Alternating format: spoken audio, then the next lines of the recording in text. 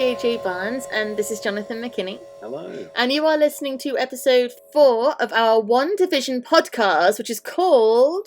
We Interrupt This Program. Yes, it is. Right? They have titles now. The episode is called that. Our episode isn't. Our episode is... Oh, no, ours is just called episode 4. Episode 4, yeah. Yeah, but yes, the episode of WandaVision is called that you just said that I just can't say. We interrupt your flingity fling. That is literally the best I can do. I don't know, I've got a mental block on it. Mm-hmm. Anyway, so before we begin, I'm just going to say this, because we are going to... First, we'll talk about the content of the episode, then we'll talk what we like, then what we didn't like, and then thoughts and theories, right? Yeah. So before we start, right, I just want to take a moment to say, holy crap! Holy crap! Holy crap! That's enough. I just needed to get that out. I just needed to express some of the responses that were sort of screaming in my brain as we watched this. So we'll do a little episode I say we'll do an episode summary. This is going to be a challenge. Okay, we'll get through it. There's just so much. It's merely 25 minutes or so. It's at least 5 hours. Of things that happened, and we'll be fine. It's at least 5 hours. So we join episode 4 right after during the return of the blips. Yes, Monica Rambeau is coming back, and I just gonna say holy crap again, because when it started I was like, oh my god, that's Blip. Yeah. I was like, oh my god, and I was watching it, I'm like, oh my god, like they went in I know we aren't onto what we like yet, and I like to keep to a routine, but oh my god, they go straight in with, and we've never seen people returning from the blip. We've seen in Spider-Man Flom. Oh yeah, no, they were more puffing in that. Well, they returned from the blip. They did. It wasn't quite as slow-mo beautiful. It wasn't like this. It was more like poof. It was more poof. This was more like, it literally... Reverse blip. It felt like, because you can hear voices before. Yeah. You can hear like almost the things she was saying when she you hear vanished. Because the second time I watched it through, because I watched it earlier today and then I watched it just this evening before we did this. I also watched it twice. I know, I couldn't not. No. I watched it with subtitles, and you hear Captain Marvel's voice, you hear her mother's voice, so it's sort of like all her memories, I guess. Yeah, but yeah, it's like her reforming in a way more intimate way than we've seen before. Yeah, exactly. And then she comes back and she's in the hospital and all these people are like reverse blipping. Yeah. And she's running through the hospital and the doctor's talking to her and everyone's confused. And it's so good. Like, she is incredible because she's brilliant. She is brilliant. So first of all, you've got to acknowledge the fact that the blip / Thanos / all of that, the thing that happens at the end of Infinity War and the thing that happens at the end, or sort of towards the end of Endgame, it gives these stories this huge opportunity to do something fucking wild. It does. Right? Because this episode could start anywhere. It could start anywhere for Monica Rambeau, who we don't really know since she was a little kid. Yeah, but giving her story a beginning that is the most dramatic. They won't be able to do this forever. No, but at the same time, right? They have got scope for blip-based content for a really long time, because you've got when the blip happens, because we don't see every blipped person. No. You've got the blip return, and you've got the period in the middle, and the period after. Like we've done before, I don't think you can really go back to before for long if you're having the first blip. Sure. But you can do the first blip, you can do the return blip, you can do the period between the blips, and you can do the period, something blips so much. You can do the period after the return blip. And there is just an infinite world of possibilities for story in that, because there's, I mean, yeah, you're right, they couldn't mine it. There is an infinite world, but eventually it will become... oh, okay, another blip story. Yeah, Yeah. But we're nowhere near that yet. we are so far from that because honestly, when you see the brown dust, I know. it's just like they're so fucking confident. It's gonna take me a while to get like bored of blip content, to be honest. Well, because the thing is it's not like if every episode started with somebody returning, yeah, from but a blip, they don't. But it doesn't. It's like I love how they did it. In Spider-Man: Far From Home, I love how they dealt with that when they do like how my big brother is now older than me, and it's funny. Like the way they deal with it in Far From Home is in a completely different way to how they deal with it in this. Well, it's like in Endgame. It starts and Hawkeye's entire family is just vanished. It's blipped. And at that point, you're sitting in the cinema and you're like, Jesus fucking Christ. Devastating. And you completely understand why he goes all like eyeliner ninja. Sure, you don't understand necessarily why he goes with the mad hairdo. No, but I'd understand shaggy hair more than the weird super styled hair. Because it requires maintenance. Yeah, at some point he's like putting a lot of effort into maintaining that hairdo. That neither of us put into our own hair, and we don't have blipped families. We don't have blipped families, thankfully. So the moment that it started, I was just like, okay. They're going in strong. And then it gets like this. There's like 3.5 minutes of Monica trying to find out what happened to her mom. Well, not even find out what happened to her mom, but just figure out what is going on. Yeah. And you get all the information you need. The doctor is like, oh, your mum passed away 3 years ago. That was 2 years after you vanished. But the thing is, and then you get the and then you have the proper Marvel opening. I know. It's like when that happened, I was like, oh my gosh, I think we're actually doing a full episode outside of WandaVision. Yes, which it's not entirely, but it is pretty much. Almost, yeah. I was like, oh my gosh, we're doing outside. And then I love when she goes, right, the only clunky bit of Expo in this is when she goes back to Sword and he tells her, you grew up here. Your mother founded this place. Yeah.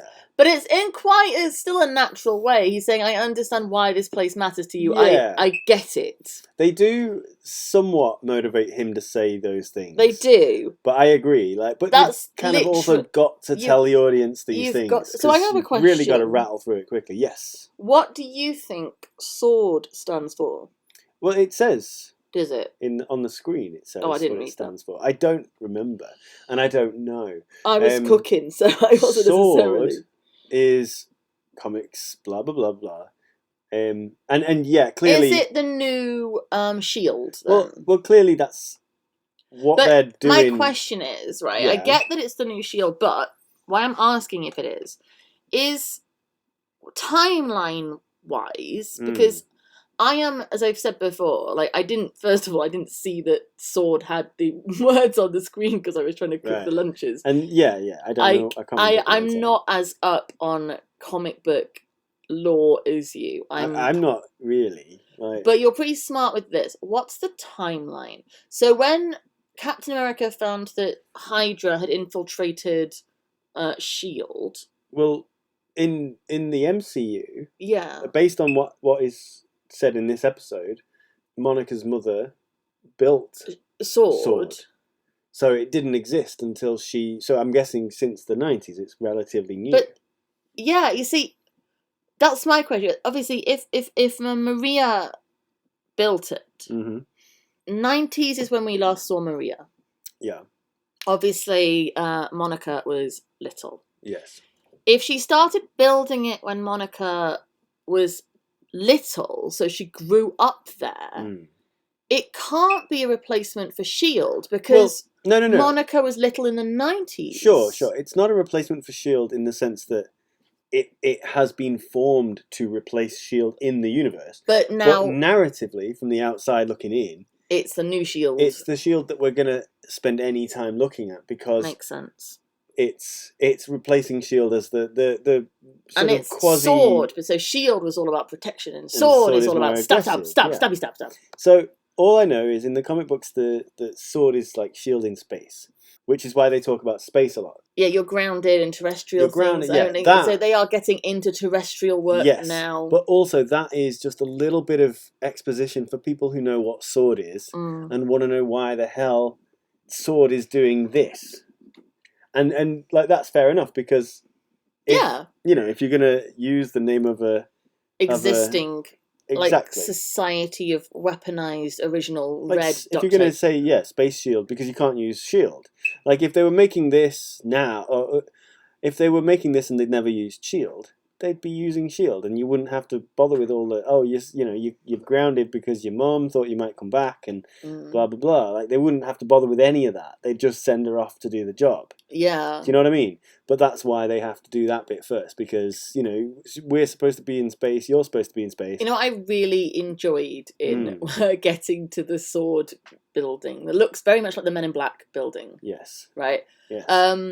When she's trying to get into the place, and she's like, oh, I work here. He's like, well, if your badge, if you worked here, your badge wouldn't work. I very much enjoy the look she gives him. Yes, I agree. Oh my god, when she's like, oh, you're a prick. Okay. Yeah, but but when the director guy is like, it's a similar look she gives to the cop outside Westview as well. Yeah, before she's like, oh, you're saying that Westview while she looks at the sign. Yeah, exactly. She's got great face. I absolutely loved it. Like the look before they go off down, because he's like, oh, let's go inside. She just looks at him, and I'm like, oh my god, if I was him, I'd feel like my insides were like curdling, because he's like sort of just you know what I mean? He doesn't though. He's just like, he's very confident in his sort of like security man. Yeah, it's just I just love the way she looks at him. It just really pleases. And you're right. It's but Westview doesn't exist. It's like, that's not to besmirch security men. No, but she's upper to him. Yeah, significantly so. She is like, what does he? She says like, oh, when they see her as Geraldine, he's like, that's not the boss lady. The boss lady, yeah. It's like, yeah, and he's great as well. Yeah, oh my gosh, I don't know if I can express how much I enjoy this show.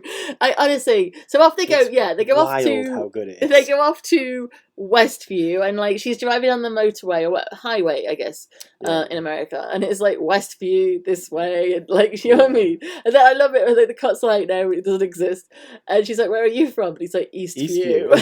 The look she gives him, like, oh, yeah, good. How interesting. But the whole thing is brilliant because he's the Podlovian's now. He's standing in front of the sign. It's very funny. It's very funny. So, right, I have a question because after they let Bugger off and he and Agent Wu is talking to her, and she's like, says some kind of energy field. And by the way, kudos to you because you nailed it last episode.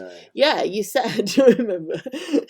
You had too much wine. Well, no, I only started drinking when we started the podcast, so I remember the podcast pretty well. But you said like your theory at the end was it's a force field. It's really happening. There are actual people inside. They are real people. Oh, but I mean, no kudos to me at all because I didn't nail this. Like this, you did though. No, there was bits of it, but we made a lot of guesses. So. True, but I was like, I don't know because I'm not as on it as you, and you were absolutely bang on. But right, she goes up to that bloody force field, like the helicopter, the little drone helicopter guy. Yes, who just vanishes.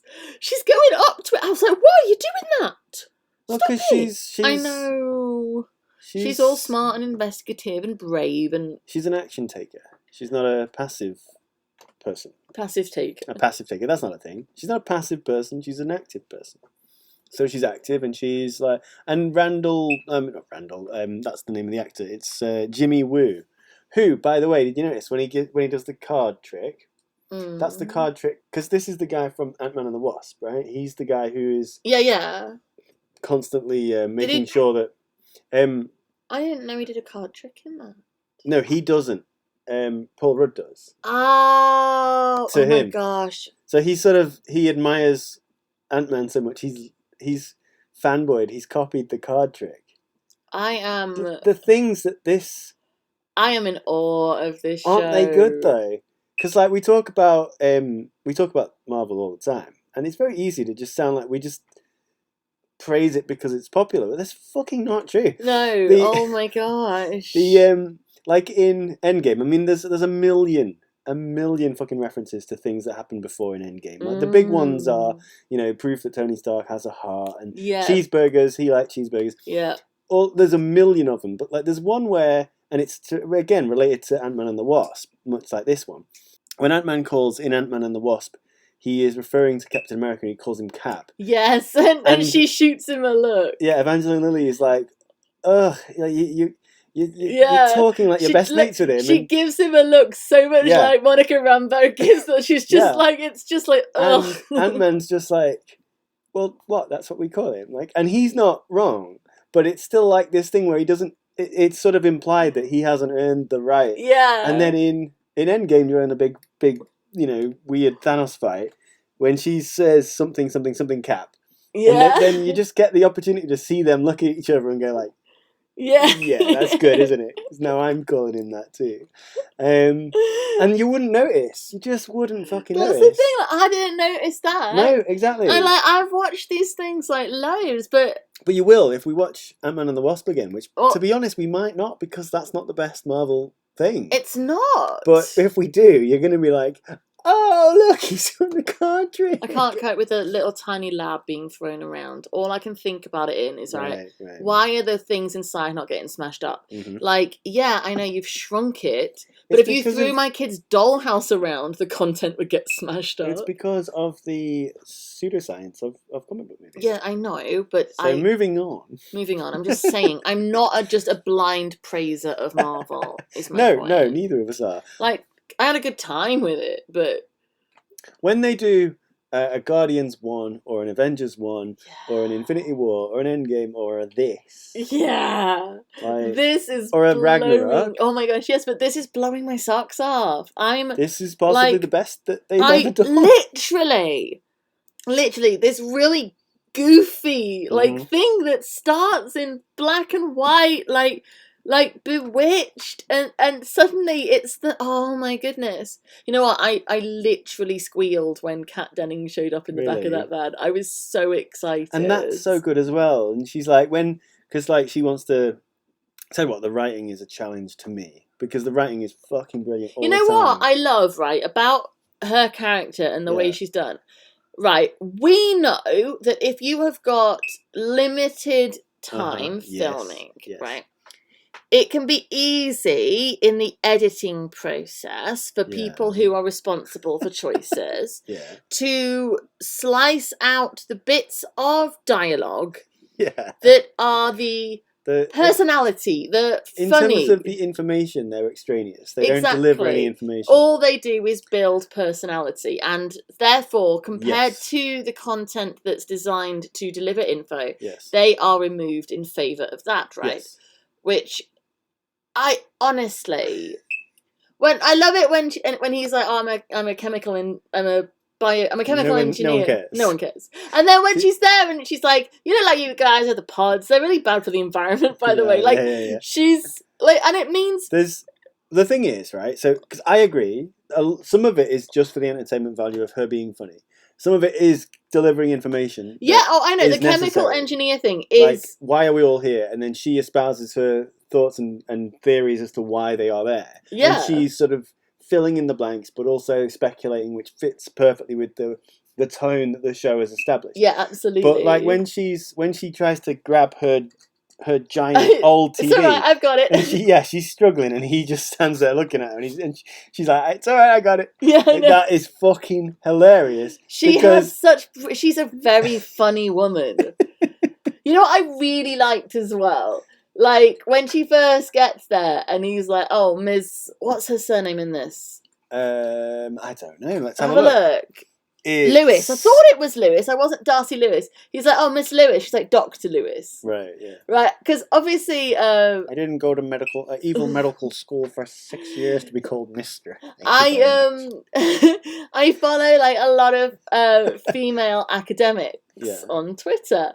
And I mean, I am not a female academic, but I follow a lot of them. These like very intelligent, successful women who do have PhDs.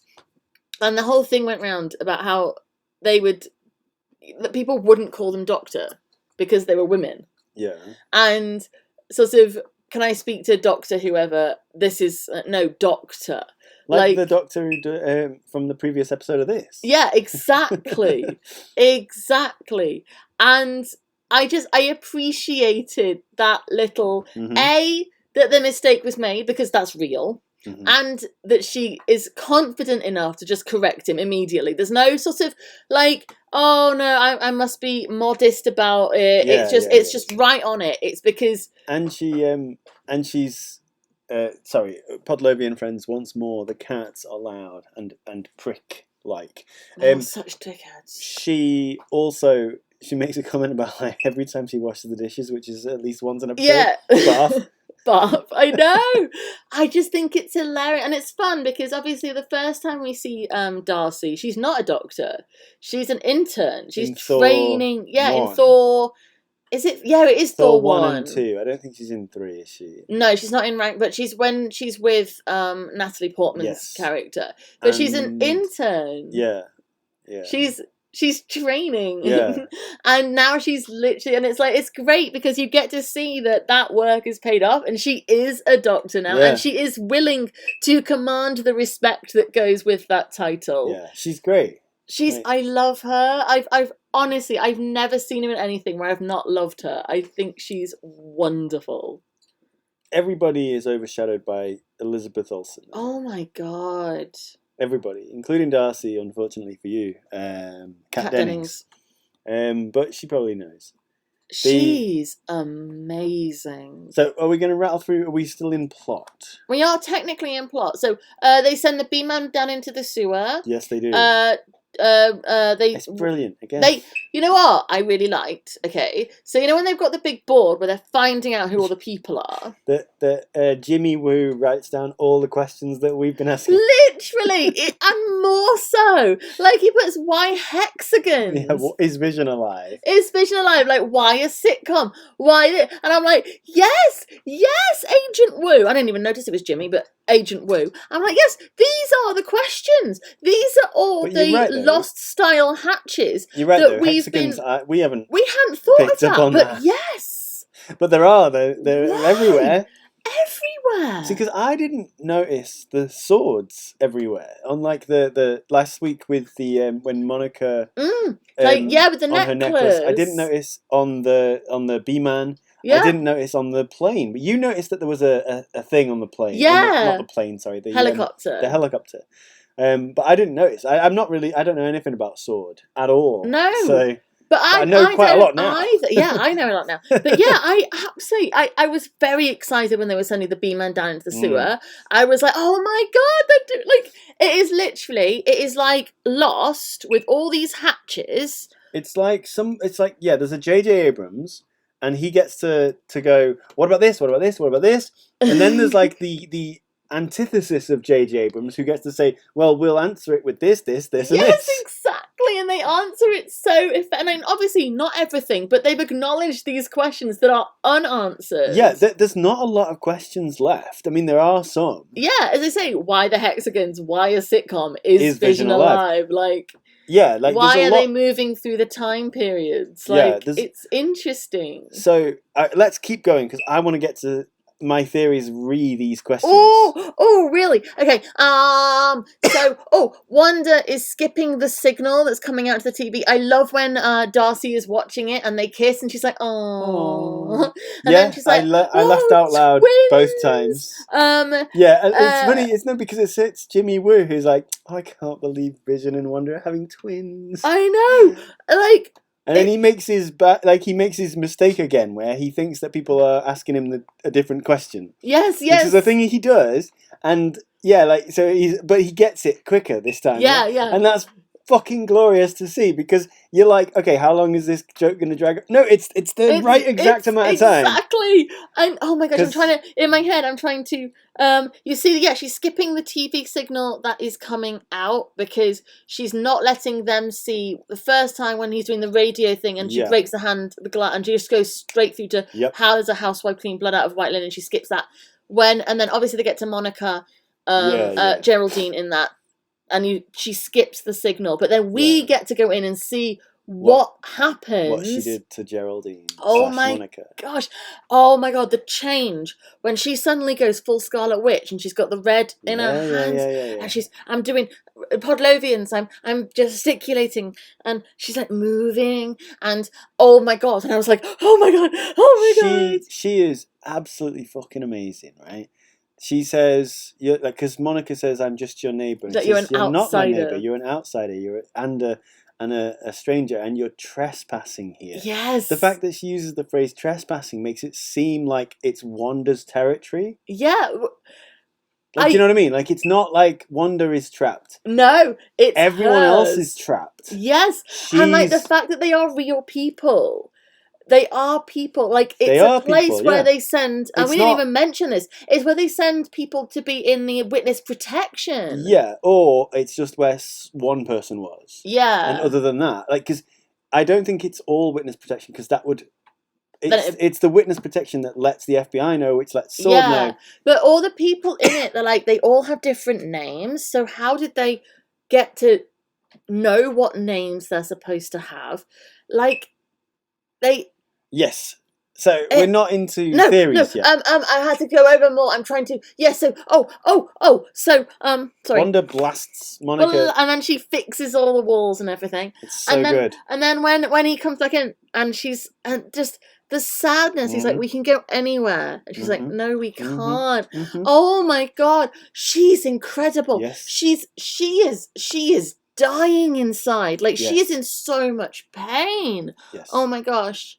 If you die, I'm going to create a force field protected town that we can live in forever and trap people. Oh. Yes. You're going to force people to be our slaves. Yes, so that we can live together and be happy with my magic powers. Thank you. You're welcome. I believe the word you're looking for is... Anyway. So, yeah... I mean, are we talking about the performance? Have we got to the end? Have we got to the end of the plot? Because we can move on. I just get very overexcited by all of it. I'm trying to remember all of it because there's so many things. I was like, oh, I want to remember to say this, and I want to remember to say this, and I want to remember to say this, and I can't remember because there's just too many things. It's 5 hours of television that we have to try and do in a very short podcast. 5 whole hours. It's 5 hours of TV. This one episode. So Wanda blasts Monica out of Westview, and Monica lands, and then Vision comes in. She has a jump scare. Yes. Oh, yeah. He looks all dead and decomposing. Yes. And she's very disturbed, and then she sort of stops seeing it that way. Yes. Whether or not that's her making him not look like that, or what, we don't know. Like, is he a reanimated corpse? I mean, it's within the realms of possibility that yes, he is literally a corpseman. A corpseman walking around, and she's literally, she's making sure that she doesn't see his rotting robot flesh. I mean, he has no flesh. He's a rotting robot skin. His rotting robotness. What's a good word for robotic parts? Casing. Casing. Very nice. Thank you. We didn't even pause to come up with that. No, so she sees his rotting robot casing. Yes. And then she blinks it away and makes it go. And then he says, like, are you okay? And she says, oh, yeah, Geraldine had to leave. She had to go home. And Vision's going to know. She doesn't have one, though, which we talked about last week. And then she's like, what should we watch on TV? And then they walk off, and Vision has a big slavish smile on his face while he while he walks behind Wanda. Carrying either Tommy or Billy. Carrying one of those chids. And I don't even. And then Geraldine / not Geraldine. Yeah. Monica is doing the thing where she's like, oh, it's all Wanda, and Wanda is telling Vision, I've got everything under control. Yeah. Which is a little bit heavy-handed villain, but for me, but it also kind of lands really well with what else is going on. Okay, so Jonathan. Yes. I'm just very excited by everything. Yes. What did you like? Every single moment of the entire thing. Oh my gosh. Every single moment of the entire show. Yeah. Didn't dislike anything. Honestly, I don't really have any complaints at all. Like, even some of the sort of necessary clunky exposition Yeah, bits at I the beginning. agree. They still did it well because we are very busy, and as I say, I didn't sit and just watch this. I watched it the first time I watched it. It was Just pouring a glass of wine, Podlovians. Don't worry about that. the first time I watched it. I was cooking lunch for the kids. Yes. So I was busy, stirring spaghetti and grilling an omelette. Which is the way that the filmmakers, I believe, wanted it to be watched. Exactly. So basically, I loved the performances. Yeah. I loved the casting choices. Okay. I loved the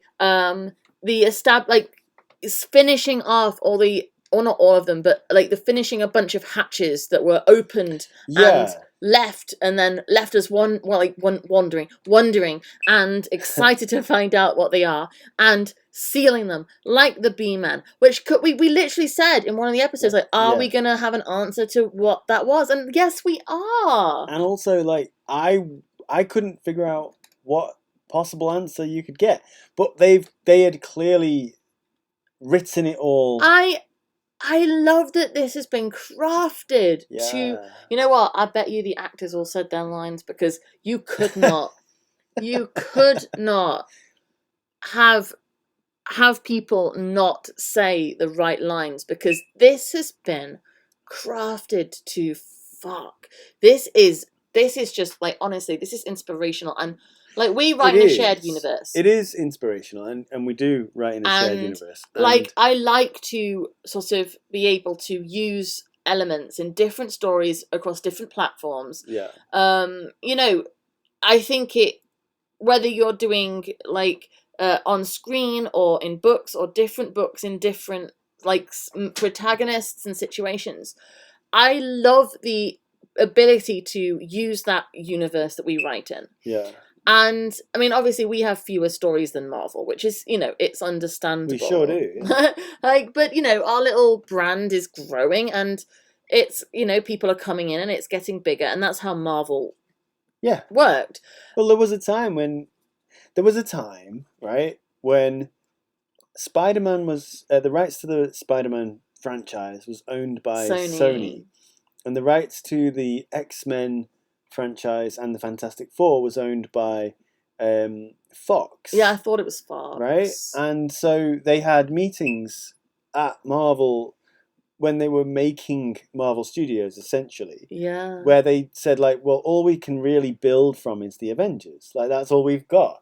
And, like, the Avengers, the first Avengers movie, the plot of the first Avengers comic book is not a million miles away from what happens. It's Loki, and it's Loki versus the Hulk and Iron Man and Captain America and Thor. So it's the same principle. I mean, there's a runaway train or something, I can't remember, but like, I read it. It's from the 60s. It's not like that complicated. Yeah. Loki says a lot what his plans are, but it is. Do you know what I mean? Like, you've seen the first Avengers movie, you know that it's Loki versus Thor and Captain America and Iron Man and Hulk. So they have grown, though, and they have done what we are doing with our little writing clan. Mm-hmm. And it's so inspirational to me, because I can see what we could grow into if we keep it clever and make actors say their lines and and write to the absolute, like, best of our ability. Imagine accomplishing imagine the original creators of Marvel sitting down and watching this, and just seeing what has come of their little ideas, and how this is phenomenal. It is phenomenal, and I wonder sometimes, how much is our opinion coloured by the fact that we like the MCU, right? Mm. And, like, obviously to a degree it must be, but I struggle to understand how anyone would fail to see, like, and, like, so in the first episode of this podcast, right, I talked about how when I realised that the dinner party was going to happen, Yeah. I had a bit of a sort of sad no. feeling in my heart, like, oh God, we're going to watch the dinner party. And it's because I wanted to see this episode, right? But you had to get there. You had to get there, because if they'd have started with this one, I'd have been like, yeah, this is very good. This is Marvel. But Yeah. I wouldn't have been like, oh my God, this is fucking amazing. The confidence to make you wait and to draw it out and to build to and it. Yeah, and I'm not saying that like it was so good because I was made to wait. No, but it was so good because I was made to wait and teased to care. They grew everything to the point where you're like, when it happens, it's not just, oh, this is a good story. It's, yes, oh my God. Because when the episode started, and it was Monica Rambeau, and, Monica Rambeau, and she was reappearing, like unblipping or whatever. I had literally a thought when it got to the credits, I thought, sometimes TV shows do this. They kind of ratchet up the tension, and then go back and then they go somewhere else. And I'm like, for fuck's sake, just stay where you are, because I'm starting to care. In this case, I wasn't like, stay where you are because I'm starting to care. I was like, this is where I am because this is what I care about. Oh because my God. the storytelling is so good.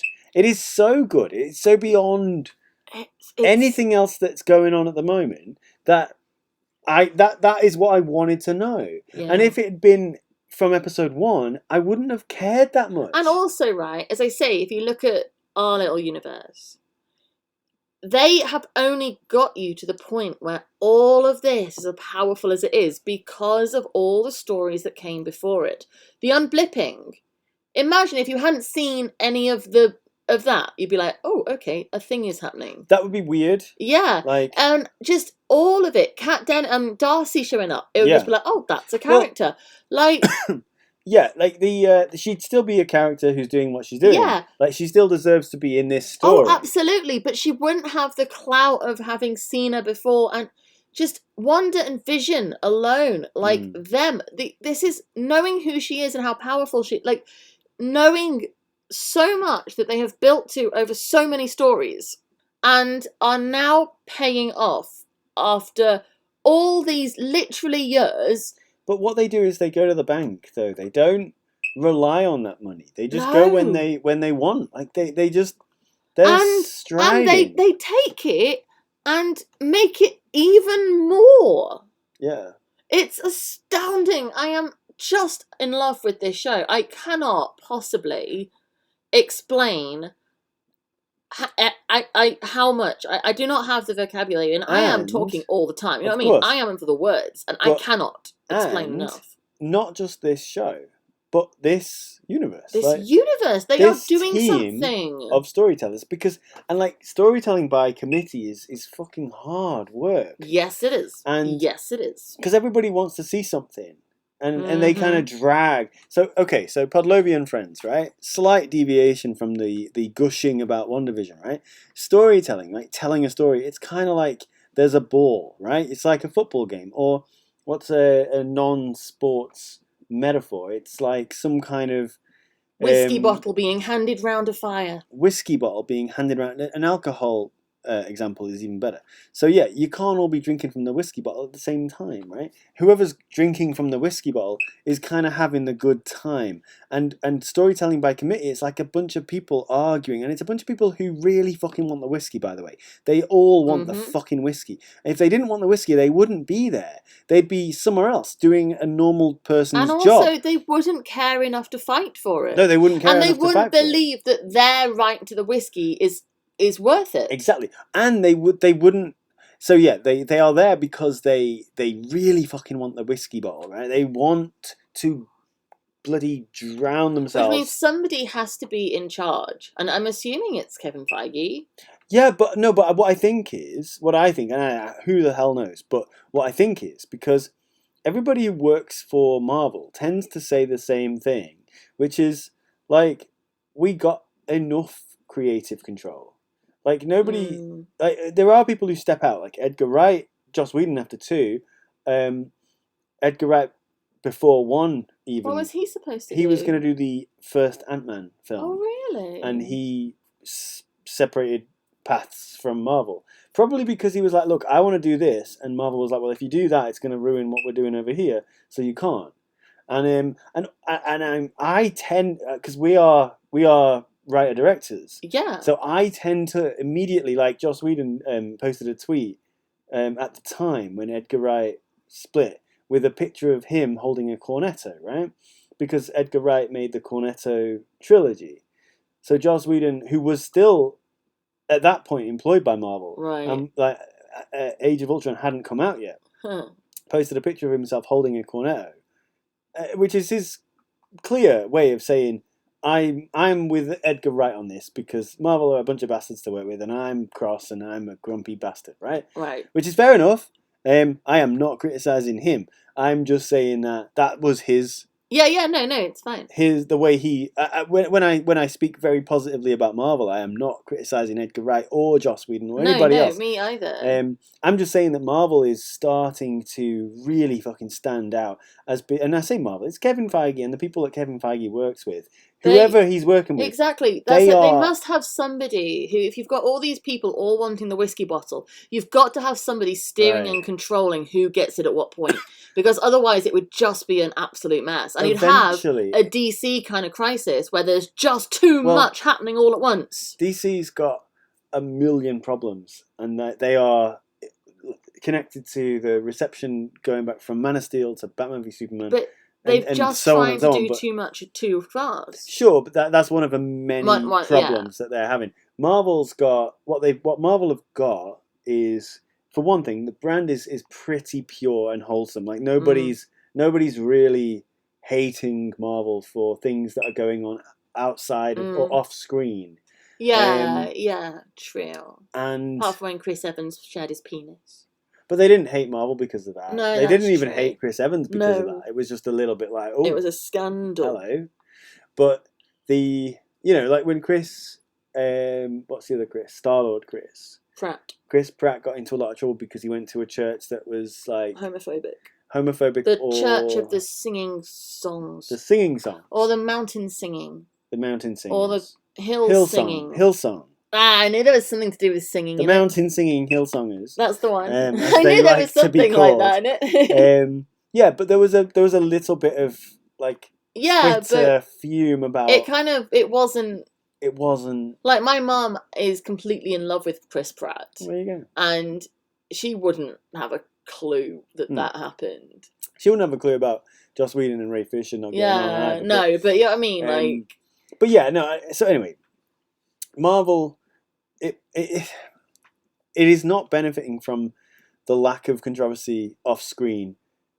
It in any real sense. What it's benefiting from is that I say it.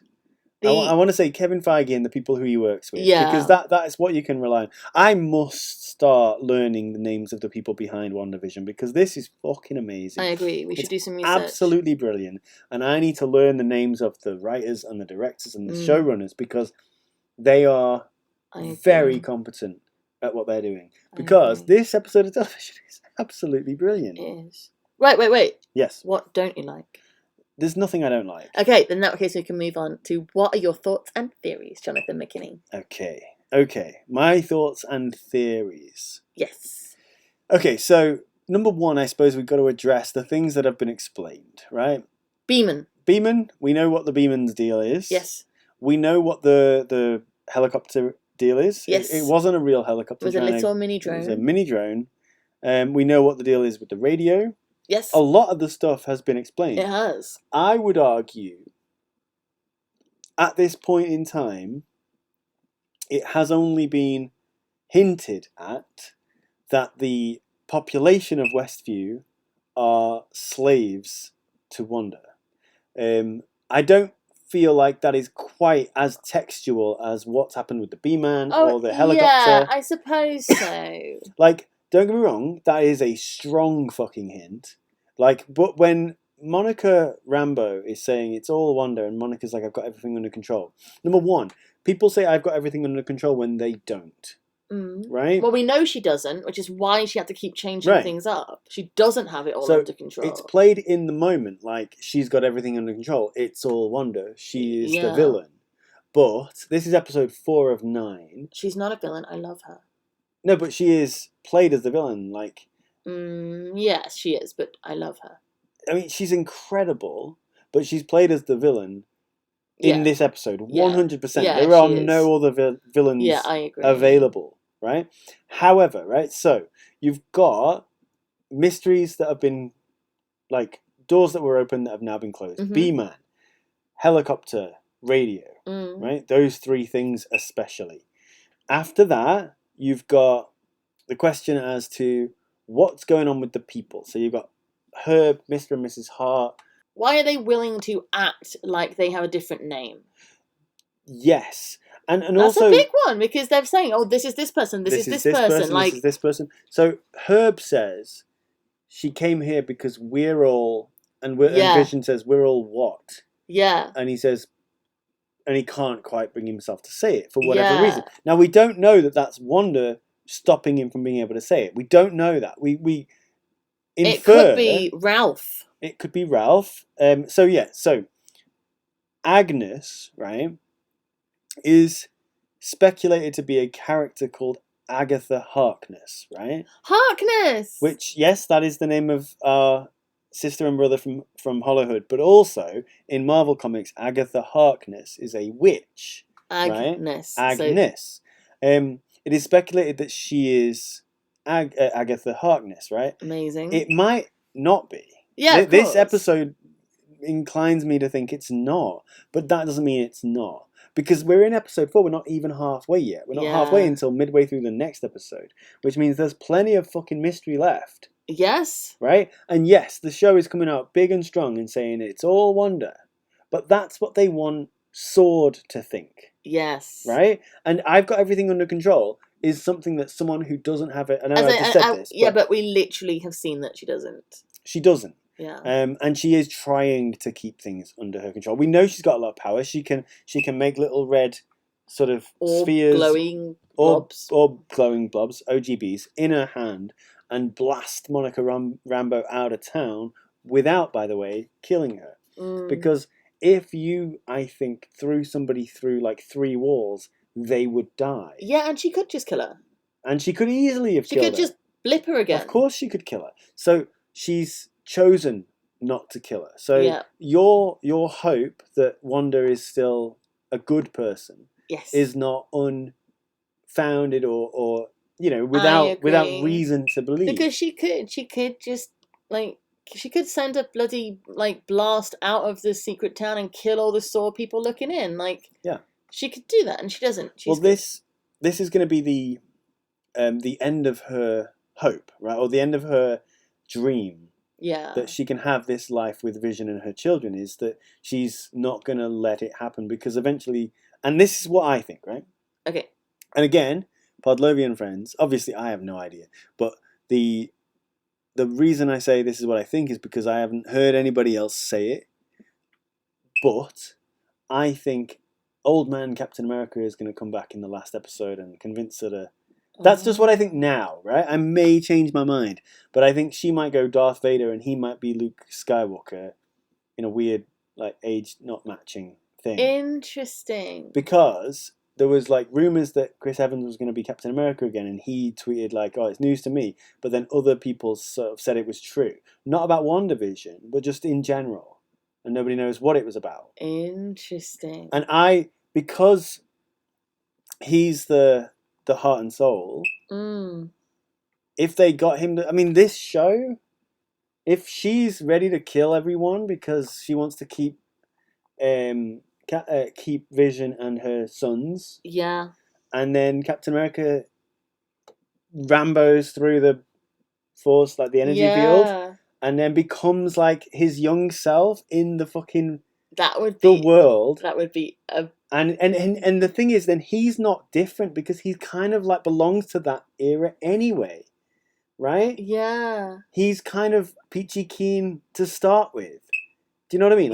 He's just himself. He gets to not be oh, Ultron killed you. He's not pretending anything. He's just him. He can say things that Captain America says, and then hold her hand and say it's time to stop, Wanda. That would be good writing. And she And she. If you're right, like, kudos, Jonathan McKinney. Well I'm done. probably not, because... Oh, I know, like, we don't know where the hell this is going. But it's Marvel, so nothing that you can imagine agree. is off the cards, because they just keep getting better and better and better. I agree. Nobody was going to say, like, oh, I think next episode's going to start with Monica coming back from being blipped. I agree. Like, they'll do something better. That's the thing. They'll do something better. I'm very excited. Like, honestly, I love it when it's Friday and I get to like watch WandaVision. Absolutely. Friday's now the best day of the week. I agree.